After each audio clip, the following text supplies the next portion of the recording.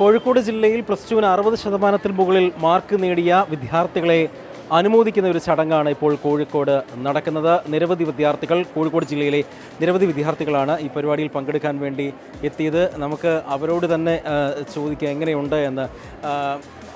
സമ്മാനമൊക്കെ കിട്ടിയോ? ഒരുപാട് സന്തോഷമായോ?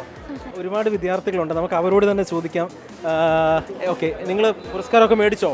സർട്ടിഫിക്കറ്റ് ഒക്കെ മേടിച്ചോ? ഇത് തോന്നുന്നു സന്തോഷം. ആദ്യമായിട്ടാണോ ഒരു പുരസ്കാരം കിട്ടുന്നത് ഈ ഫുൾ മാർക്ക് നേടി? അതെ. കോഴിക്കോട് ജില്ലയ്ക്കകത്തുള്ള നിരവധി വിദ്യാർത്ഥികൾ ആണ് ഈ പരിപാടിയിലേക്ക് ഇവിടെ വന്നത്. അവരോടൊക്കെ തന്നെ നമുക്ക് ചോദിക്കാം. നിങ്ങൾക്കെല്ലാം സർട്ടിഫിക്കറ്റ് കിട്ടിയോ?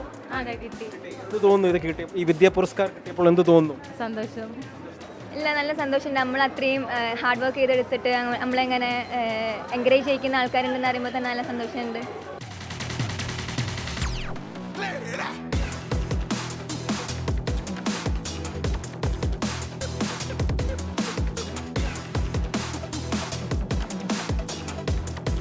ഭയങ്കര പ്രൗഡായിട്ട് ഫീൽ ചെയ്യുന്നുണ്ട്. നമ്മൾ ഹാർഡ് വർക്കിൻ്റെ റിസൾട്ട് കിട്ടിയ പോലെ ഭയങ്കര ഹാപ്പിയാണ്. വിദ്യാർത്ഥികളുടെ കഠിനാധ്വാനം ആണ് അവരുടെ ഈ റിസൾട്ട് എന്ന് പറയുന്നത്.